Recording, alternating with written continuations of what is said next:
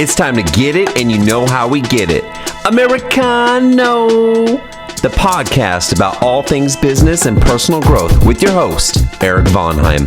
Today, I would like to welcome ITAI to the show. ITAI, how are you doing? I'm doing great, Eric. How are you doing? I am doing fantastic. So, ITAI, where are you calling in to the show from today? I'm calling in from a little town called Woods Hole off Cape Cod. So, ITAI, I'm so glad that you could be on the show. I've known you for many years now, and you're an extremely talented musician, and saxophone specifically, that's where I was first introduced to you and watching you perform, and I have to say it was outstanding. What I'd like to do is maybe have you share with our listeners a little bit of background about how ITAI came to be, and maybe just take us back to where you're from and maybe how you got started in the music industry. My musical journey starts when I was like 4 years old. I picked up piano, playing, going pretty fast, I guess, for my age. And then I kept doing that, like going pretty fast and then stop. Really? So at 4 years old? Yeah, I had a relationship with the piano of like, going pretty fast, pushing it really hard, seriously since I was 4. And then like quitting for like a couple of years and then going back again when I was like 7, and then back and forth probably for around 13 years of like on and off of the piano. Wow. Now, was this your parents? Were your parents sort of influencing this direction towards the piano, or was this somebody else in the family? It was definitely my parents. My mother was pushing me towards, having a musical instrument. And you know how like I think it's a pretty old school approach of like, classical music and training and practicing. And I feel that like everything was super serious. And at some point around the age of 17, I was convinced that maybe I should pick a different instrument that doesn't require that much of work and practice. Okay. And I was like, I was always attracted to the saxophone and the sound of the saxophone. And were there some notable figures in the industry that were playing saxophone that you were drawn to? I mean, because if you're playing piano for so many years, and then at some point you sort of gravitate towards another instrument, I'm almost curious, what was that gravitation? What was that pull? It's funny because there wasn't like one figure when I chose the saxophone. There was not any. I just was attracted to the sound. Okay. When it came to classical music, I would definitely say that there's like more so composers that I was like really into. But when it was like saxophone and even jazz, I was just, I was pretty much like, oh, this looks cool, and also, again, this assumption that saxophone requires less work, which is, by the way, has nothing to do with reality. I mean, there's just, I think that you can practice 10 minutes a day and you can practice 10 hours a day in all of them, and you will never be done. Yeah, and I would imagine that the saxophone requires a different physical component, right? Because unlike where you're just using your hands on the piano, there's a lot of wind, there's a lot of air that you're having to breathe into that particular instrument. Yeah, the coordination, it took me a while to make it feel like, like piano was way more natural to me, and I think it would probably be for most people because you hit a note and then it makes a sound. Right.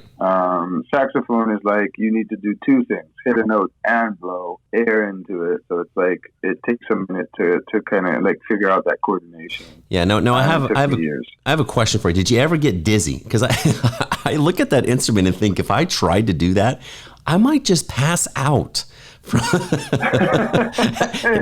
Were there any moments like that in the beginning where you just felt like really woozy and lightheaded? Not really. I mean, there are like specific exercises that if I go through them, too intensely, then I could get a little bit. Okay. But not during playing or not normally. Okay. Now at this point, you're around 17. You take this path towards the saxophone. and you pick up the instrument. And, well, first off, what's the conversation like with your parents? Because I'm sure they made quite the investment in the piano for you. I think at that point they were happy with anything. I think that my mother believed from a young age that I have a very strong connection with music. Okay. Which I agree with. So I think she was happy to see me, pursue music in any shape or form. So yeah, I mean, it was cool. So you pick up your first saxophone, you just start playing? Are you self-taught, or did you find yourself a mentor? No, not at all. I took lessons with a teacher in Israel at the time. Okay. For that time, I just played for a year. Very, I'd say, low-key. Like, it was nothing like the way I was practicing the piano. I was way more relaxed, practicing sometimes 20 minutes, 30 minutes a day. Okay. And sometimes not at all. And then I had the period of going into the army where I hardly really played, for like probably 3 years. And that's a requirement as a citizen, correct? That's correct. Every citizen of Israel goes into the army for 3 years. Females go for 2 years and males go for 3 years. Okay. So you take a break to fulfill that contribution to society, and then you come back, and then you just pick the saxophone up again, or what happens next? Yeah. I mean, I jam a little bit here and there. And then after the army, I still wasn't really back into it. What happened was, after the army, it's a thing for most of the Israelis to go traveling for like somewhere between 3 months and 2 years. Wow. I like the sound of this. Sign me up. Yeah. It's a thing, and it's very, very common. I mean, everywhere you travel, especially Central South America and India, Asia, you'll find Israelis backpacking. And I did that. I flew to India when I was probably 22, like 6 months after the army.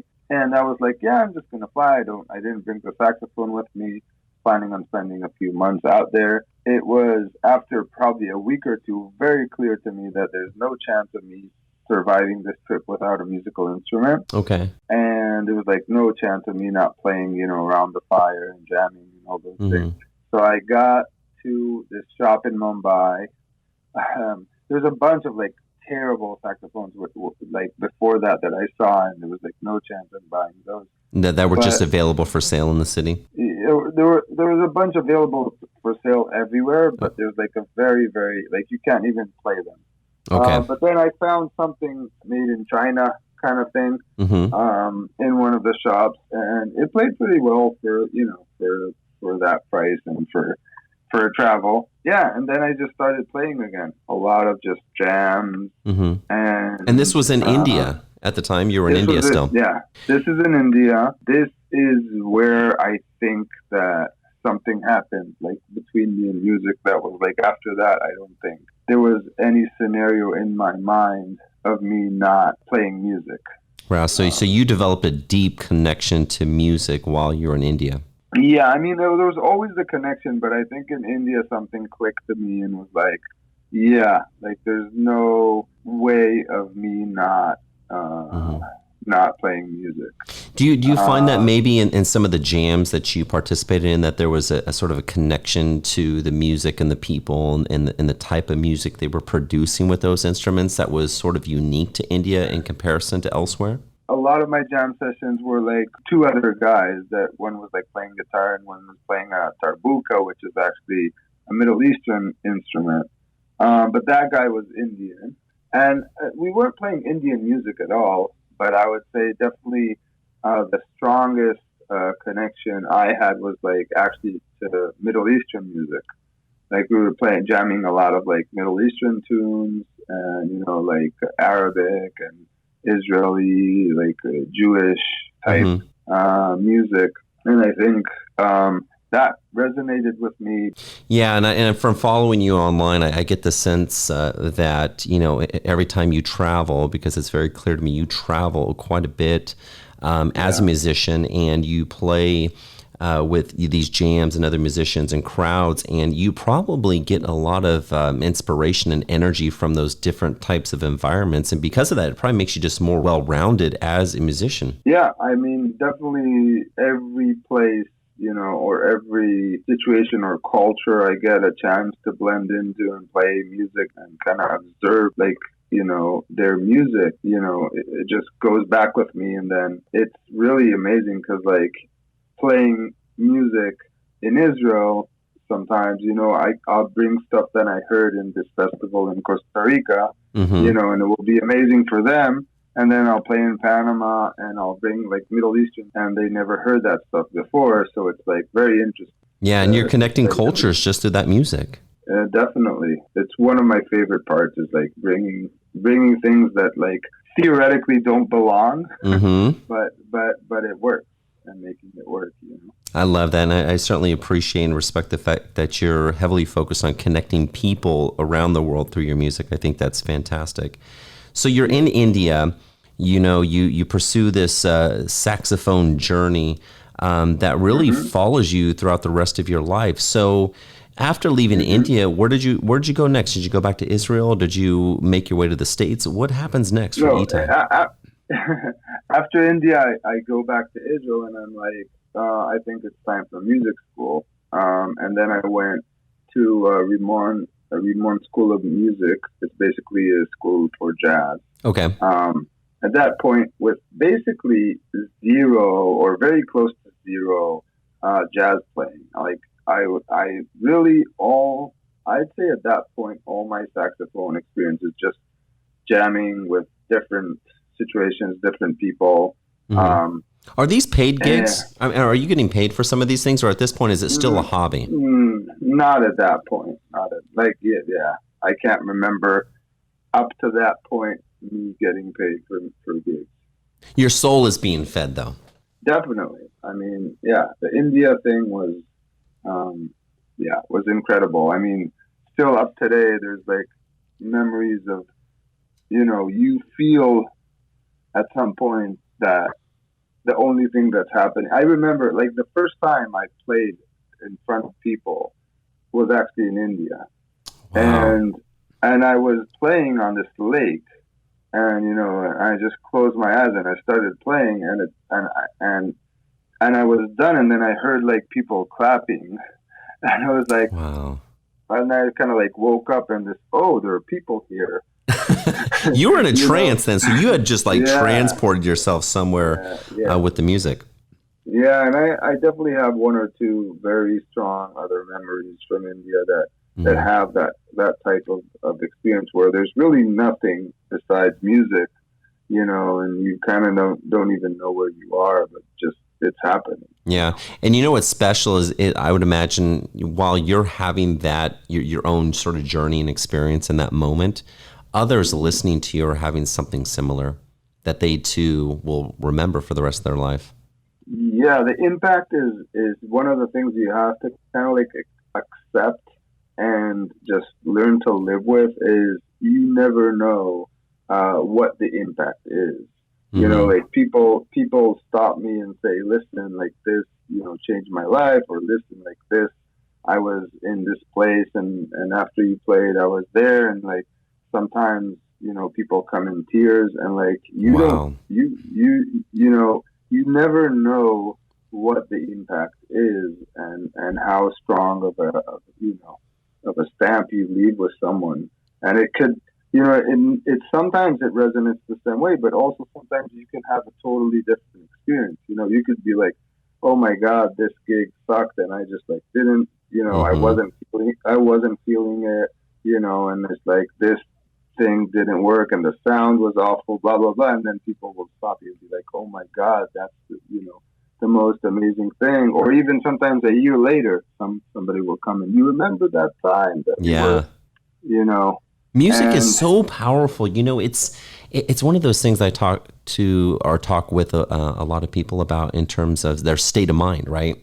Music is so powerful to the effect that if you play certain songs, they will invoke a state change in your mind and essentially shift the energy of the day. So if you're feeling down or maybe just not motivated, there's certain songs that are going to move you in a certain way, right? Play those songs over and over again.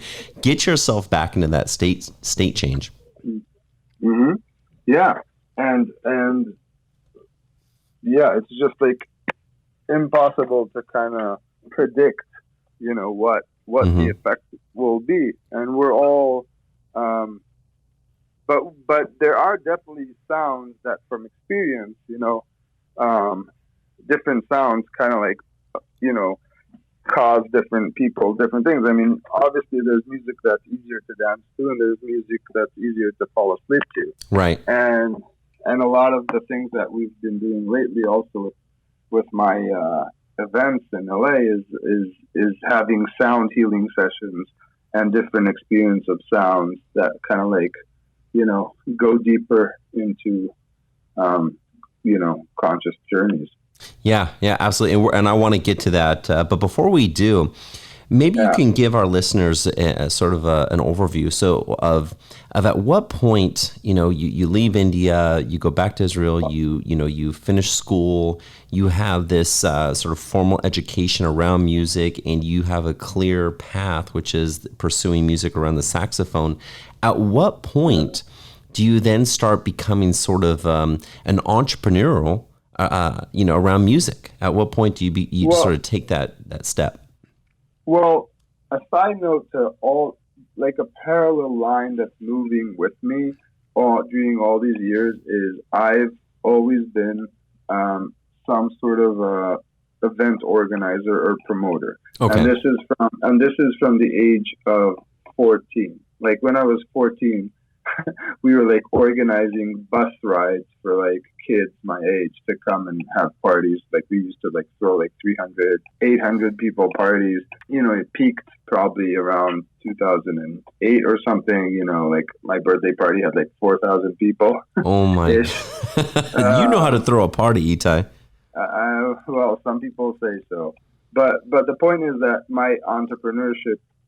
Me as an entrepreneur started almost as young as me as a musician. Okay. And so that was like a parallel line that sometimes I was more into promoting and producing, and I also owned a club at some point, etc. And then kind of like in and out with the music. So that's kind of like a side thing. And then I think it was 2013 where I was like, okay, I think I'm done with the nightlife and like the club business. Okay. And so you're done with the role of promoter at this point. Kind of. Right. Because at some point you're going to be promoting yourself in your events. Right. The promotion for like a profession, seeing promotion or seeing nightlife as a profession, I was done with. I came to the States to help my brother. He had a little business in Orange County, kind of like consulting for him. And after 3 months, we were kind of done, and I was in the States, and I was like, always wanted to try playing music on the street. And okay, like San Francisco, New York. I mean, some of these. This is Orange County. Okay, Orange County. In Orange County already. Yeah, I was living with my brother at Dana Point. Okay. And I was like, I always wanted to try, and this might sound funny to some people, but like it's probably in the top 3, if not 1, most scariest things I've ever done in my life was to take out the saxophone and play on the streets of the San Clemente Pier. Wow. But you did it. Like I was shaking like really like a child. I called my mom. I was like the lifeline. I was like, Mom, I don't know if I'm like I can't do this, and it was so scary for me. But eventually, I just took out the sax. I just started playing. I saw, that I made a couple bucks. With, after a few days, I kind of bought some backing tracks. So the jazz sounded a little bit better, and people started, contributing and donating or tipping enough for me to make a living. So you make this decision, and now I want to back this up just a little bit. So at some point, did you have it in your mind that I would love to be able to play my music in a public space on a pier or street and earn a living? Yeah. Or was it, I want to overcome this because I know this is going to be really scary? Well, I mean, I guess both, but I think they're also connected in a way, because like I always wanted to do it, and I guess that's connected to me being so scared of it, because there's something in things I feel that you really want to do that are always kind of scary. I don't know why it's designed that way, but it feels, that a lot of the things that you kind of like really feel and really connected to are also very scary for you. I think that because you're really throwing yourself out there and you're really emotionally connected to, Right. and while they're just dreams, they'll stay perfect. Yeah. But once you start living them, they can fail, or many other things can happen. So Yeah, and those moments grow. We grow in those moments, right? yeah, I'm sure both of us have grown in the moments in our life where we've been most uncomfortable. yep, exactly. So you're out there performing. You now, do you have? I want to talk about your. Do you have a tip jar, Itai? I mean, are we talking about a tip jar? You have a bucket. What are we talking about here? We're actually talking about the saxophone case. I just opened the saxophone case. It's a system that, I think that was also a turning point in my life, where a lot of the time in my life I did a lot of planning for all my stuff, and I was trying to reach some sort of perfection before I started a project. Right. And this was, I think, a turning point also with me just doing it, and then kind of it kept improving. The process kept improving. I found, the best spot. I found the best hours. I had a sign at some point. We call this market research. Exactly. And you were doing this naturally. So you studied things, you observed, you made adjustments, and you improved. Exactly. And and at some point people started asking for CDs. So I made in and I got in the studio and I recorded a CD, a jazz CD. Okay. Now, were you doing covers? Were you doing cover music, or were you producing your own at this point? Well, at that point, the thing about jazz that you can't really call jazz covers. Okay. Because you play a tune that is a standard that everybody knows, Fly Me to the Moon, but then you improvise for most of I'd say 80%, 70% of the time you're improvising, and then you kind of start and end with what's called the head. It's the tune. Okay. So it's jazz. I guess it's some sort of covers, but it's a lot of improvisation. So you're playing some of this music. You're adding your own flair, your own touch, your own creative style to the music. People are responding well to it. You now start to produce some CDs, and you now back at the pier, you're selling CDs at the same time. Yeah, I'm just people that want. I just put a little sign and said, "There's." A side story that's I think really interesting is I started having issues with the cops at the same time. How can the police have a problem with the saxophone player on the pier? So it'll be. It's never really the police. The police doesn't really care. There's somebody else has to care. And there was a neighbor or a guy that lived across the street from the pier. Okay. And he didn't like the saxophone, so he kept calling, and he was an ex-cop. So he called his buddies over and said, "Hey, you know what I'm getting?" He called his buddies, and what am I going to do now? Right. Because this is your livelihood at this point. I mean, that's where you're making your living, correct? Yep. And I was like, okay, what do I do now? So I started Googling things, and one of the interesting first facts that I learned is in almost every major city in the United States of America, there was this issue between the state and street musicians. Okay. And because some people don't they don't like the commotion, they don't like the sound, they don't like whatever. And in every major city where the street musicians got legal representation, they won their cases against the city, and it was all around the First Amendment. It was all around the freedom of speech. Okay. And basically, your right to express yourself as a musician is defended by the freedom of speech in a public space. So it didn't matter if you're doing this on the pier. The pier is considered public space. Right. The pier is a public space. It's a touristic area. It's a place. If you want to come and talk about Jesus, you can. If you want to come and play music, you can. If you want to come and read your poems, you can. As long as it's reasonable hours, So what I actually did is I printed a bunch of cases, and I spoke to a lawyer, and the second time the cops came, I was like, and I just started having this conversation with the cops, and then it became a little bit of a hide and seek, a little bit of a you see the police show up and you start grabbing your stuff and running down the pier with your saxophone? Is that what we're talking about? No. More like the worst thing I ever got. So I'm protected as a street musician. I'm protected under the freedom of speech. They can't get me for that. However, I had a small speaker, like a speaker that is for like a computer speaker. You know, when you put like music on your computer, and it's illegal for you on that beach in San Clemente to use amplified music. Wow. So they would try and kind of get me for that. It just became a little bit of a game. But the worst thing that ever happened was they told me, let's go away. And I was like, no, I'm staying. And they were like, leave.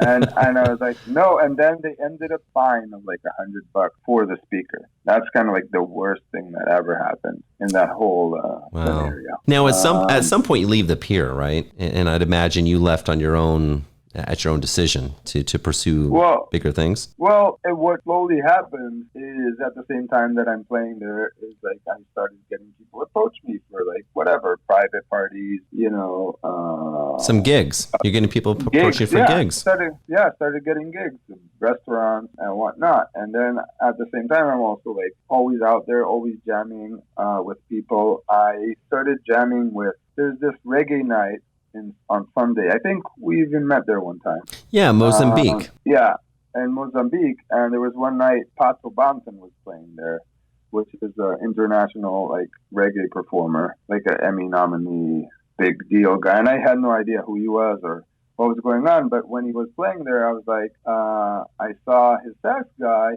and I was like, hey, I can jam with these guys. And and I saw him call up a guy playing like jam bass or something to jam with, and I was like, hey, can I jump in too? Can I bring the sax? Now, real quick, when you ask that question, are you nervous? Or do you just know that they're going to say yes? Or have you ever been turned down when you asked to jump in? I mean, what does it feel like as a musician? Maybe at the beginning, I would like be a little bit more nervous or a little bit like more scared, but I'd say that, or more offended when somebody said no. But at this point, I'm like, there are really two options. You can either say yes or no. Right. And I make it very clear, that I'm jumping into their music, and if they want me to stop, I'll stop. If they want, I'm coming in there to like listen to what they have to say. And you're a guest. You're a guest in their home, right? Exactly. And I make that very clear in all the situations where I jump into. Even like today, when like I'm more well known in like the electronic music scene, I still make it very clear to a DJ if I'm going to jump in their set, that it's their set. But but back to Pato Banton, he was like, yeah, jump in. I got the sax, and after a week, I saw that they were looking for a trumpet player, and he posted on Facebook, looking for a trumpet player, and I said, hey, my alto can sound a little bit like a trumpet if you want. And after like a few days, he reached out on Facebook, and he was like, normally we do auditions and stuff, but we heard you play and we like it, so let's go tour together. Nice. And I started touring with Pato. We did a few tours together. He was actually the person who pushed me to do one of my CDs. He's like, listen, you got to record the music. He heard me. I opened up for them, like I playing jazz a couple times. Okay. And he was very impressed. He was like, you have to record this. Like, just put this down on a CD. So I did. Yeah. And then there was that. So, and that brought in, it just started rolling, everything builds on each other, right? I mean, one event leads to the next and to the next and to the next. And now at some point you're really well known in the scene, and Orange County specifically, being a really great saxophonist. I'd imagine you start branching out, Los Angeles, elsewhere? Well, what happened was there was a few things that were happening at the same time, but I think like a turning point was there's this place in Laguna Beach that called Brussels Bistro, and it plays electronic. And I used to, come out there and also jam with DJs sometimes. At some point, I got into a conversation with the owner. and I had a guest, the DJ, come from Panama, a friend of mine, and I hosted her. Like she had a DJ set there, and I was playing with her the whole time. Okay. And the place was like slammed, and the reactions were amazing. And one of my friends were like, after that, I talked to him, and he was like, "Listen, I think you found your thing. You found your calling." Until then, I was like, I'm just thinking about myself as like a saxophone player, and I'd play reggae here, and I'll play electronic music there, and I'll play jazz here, and that all works for me. But after that, I was like, yeah, I mean, this is where I'm having the most fun. I think this has like a real good crowd worldwide and in LA and Orange County. Okay. And I just started focusing my attention and my energy into electronic music. So you sort of dialed it in. So this is your genre now that you're primarily focused on? Exactly. I'd say almost solely focused on electronic music. And the next shift was when I started DJing myself. Because then a year and a half ago, I started DJing my own sets in a Central America tour that I had. And since then, it really started blowing up. That's fantastic. So let's bring this forward a little bit for our audience. Yeah. So your focus, you're now sort of dialed in this particular area. This is what you're doing today, and you're traveling around the world, clearly. Right. You earlier talked about sort of the combination of the music and therapy and healing. Can you talk a little bit about that and maybe share with our audience some of the events that are either coming up or something on the horizon that they could look forward to?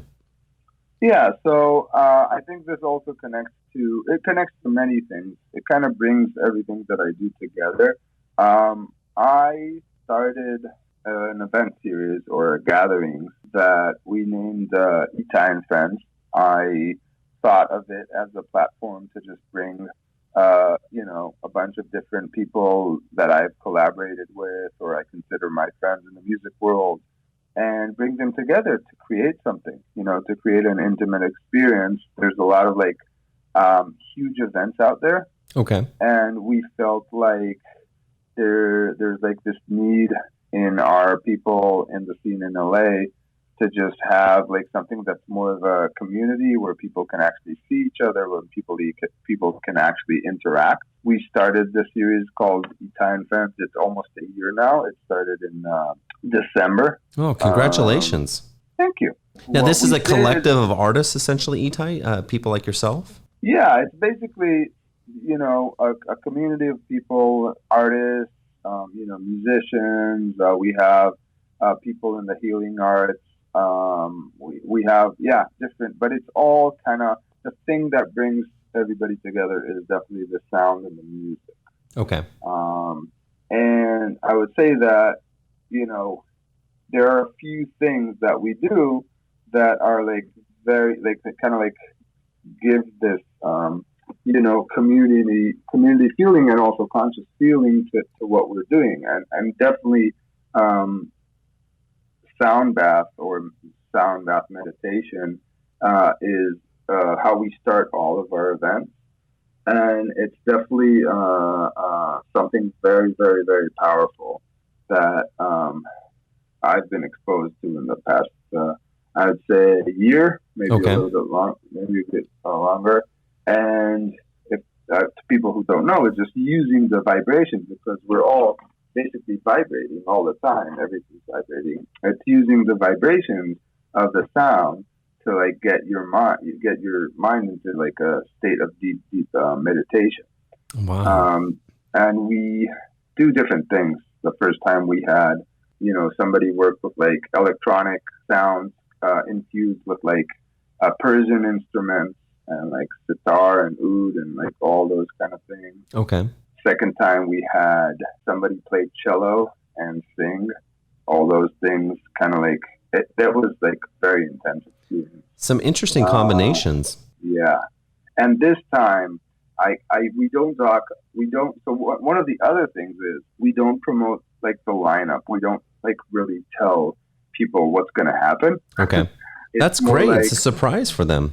Exactly. Like I talk about what happened last time, but I don't really talk that much about what's going to happen this time, but I can tell that I have a new, very interesting technology for this event, and it will be a chance for people not to only hear what the music, but can actually feel it in their body too. Okay. Now, these events that you put together, are they open up to the public or are they private? How does somebody get plugged into ITAI and Friends? Let's put it this way. One of our things is having this be a very safe space for people to express themselves and to be free and to connect with each other. Okay. So everybody's welcome, but when somebody requests to join, there's like a question, and if they answer the question and there's no real reason to fear that it will affect the vibes of what's going on in the group, then there's no reason for me to reject. I've only rejected one person that seemed like it was going to be a lot of spam. So I see. But really, most of the time, it's very inclusive. But it is small, intimate. Like we hold capacity of like maximum 200 people. We don't. Last event was like completely sold out. Wow, that is fantastic. Well, congratulations on these events, and I think it's wonderful that you're sort of protecting the space and making sure you have the right mix, the right crowd, but also obviously being inclusive and bringing people together. Yeah, there's two other things that I think are interesting about these things. One is we don't promote the lineup, but we do bring people like international like scale acts from like all over the world to play. So the effect of the promo per se is after, but the effect of the experience is very strong as far as the music. And the other thing is that we do not sell alcohol in the events. It's basically bring your own whatever kind of event. You can bring your own booze, you can bring your own food, you can bring whatever you feel that will enhance your experience. Right. But there's no commercial feel inside of the space. I like that. Yeah, allow everybody to have their sort of own personal experience, personal journey, and you guys just supply the vibes. I love it. Exactly. ITAI, I want to wrap this up with a few questions for you that I'd like to ask all my guests. And let's do it. Let's get after it. The first question is, what is your favorite book and why? I'm going to have to go with The Alchemist. The Alchemist. Paulo Coelho. I think it's called The Alchemist. I'm translating in my head from Hebrew because I read it in Hebrew. But I think it's called The Alchemist. And why would you recommend that book? I think that was like the first book I read. It kind of opened me up to like an inner journey kind of feel and like, a sense of following your heart and following, the inner voices. Next question. If you could only travel to one more country in the world, where would it be and why? Does it have a new one or whatever? Your choice. But you can only go to one other country one last time. Where would it be? I'd go back to India. No questions about it. Yeah, absolutely, especially given the origins with your music. Yeah. Next question. What is the last random act of kindness that you performed towards another individual, and how did it make you feel? Well, I'd say the last one was actually, I got a call. I mean, it's a very small thing, but I just got a call yesterday from someone that wanted to book me for their wedding and told them they can decide, they can pay me whatever they like, basically. So you left it up to them. Nice. I left it up to them. Wonderful. And then the last question is, where can people find you online to learn more about you, ITAI, and your wonderful music? Oh, the most active place is Instagram, which is ITAISen, ITAISen. Just ITAISen. However, I also have my SoundCloud. That is my full name. If you're looking for the music, it's ITAI Eisenberg, ISENBERG. And that's where you can find my music. And the same name, if you look for it on Facebook, you'll find it. Excellent. Well, I want to thank you so much for calling into the show today, ITAI. It's always a pleasure speaking with you. And congratulations on ITAI and Friends, your journey. I wish you the very best with your events moving forward. And I hope to hear from you again soon. Yeah. And if this comes out in time and then anybody's looking for it, the next one is August 9th in LA. August 9th, Los Angeles. Thanks, ITAI, and you have a great day. All right. Thank you so much, Eric.